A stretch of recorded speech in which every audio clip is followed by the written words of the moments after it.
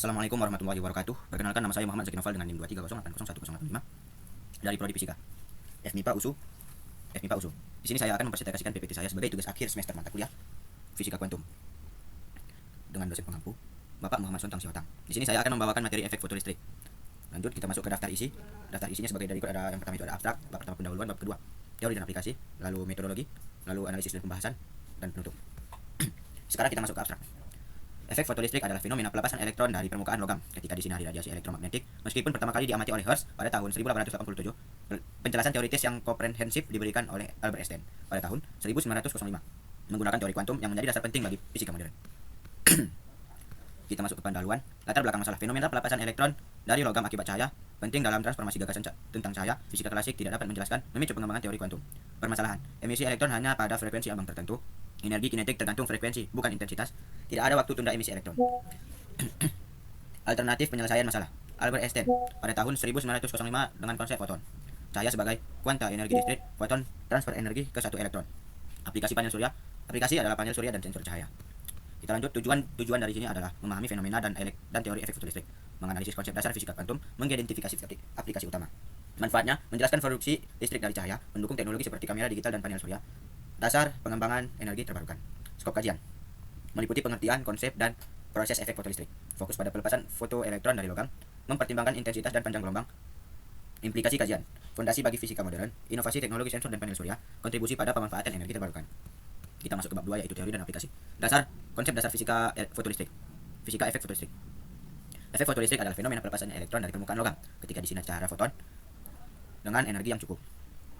Hanya terjadi jika energi foton lebih besar dari energi ambang elektron, yaitu panjang gelombang foton lebih kecil dari panjang gelombang ambang. Gambar berikut sebagai penjelasan singkat. Kita masuk ke aplikasi dan dalam konteks ekonomi.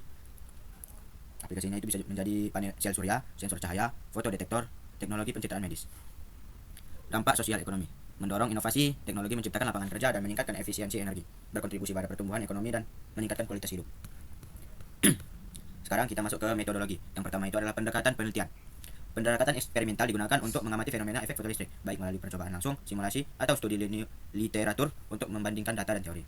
Yang kedua, proses pengumpulan data. Data dikumpulkan melalui percobaan langsung dengan mengatur variabel atau frekuensi, panjang gelombang, dan mengukur respon elektron atau arus atau energi listrik, energi kinetik, atau dari sumber linear yang relevan.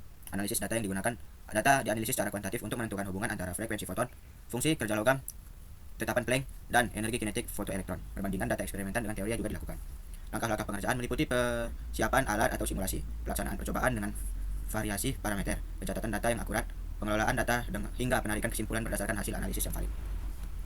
Sekarang kita masuk ke analisis dan pembahasan. Hasil analisis data efek fotolistrik merupakan fenomena dasar dari mana elektron terlepas dari permukaan logam ketika disinari radiasi elektromagnetik dengan frekuensi di atas ambang batas tertentu. Interferensi hasil kunci, penentuan fungsi kerja logam, dan energi kinetik maksimum fotoelektron.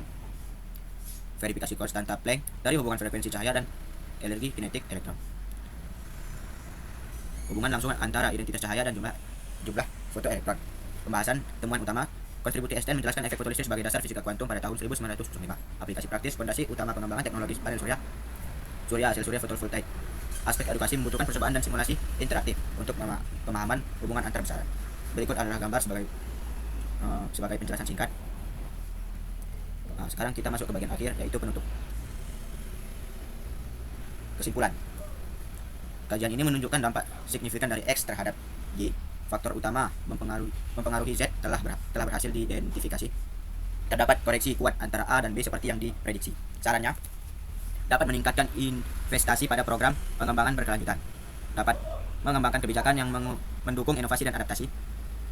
Dapat diperlukan penelitian lanjutan untuk menguji hipotesis baru. Sekian presentasi dari saya. Lebih dan kurang saya mohon maaf. Terima kasih atas waktunya. Assalamualaikum warahmatullahi wabarakatuh.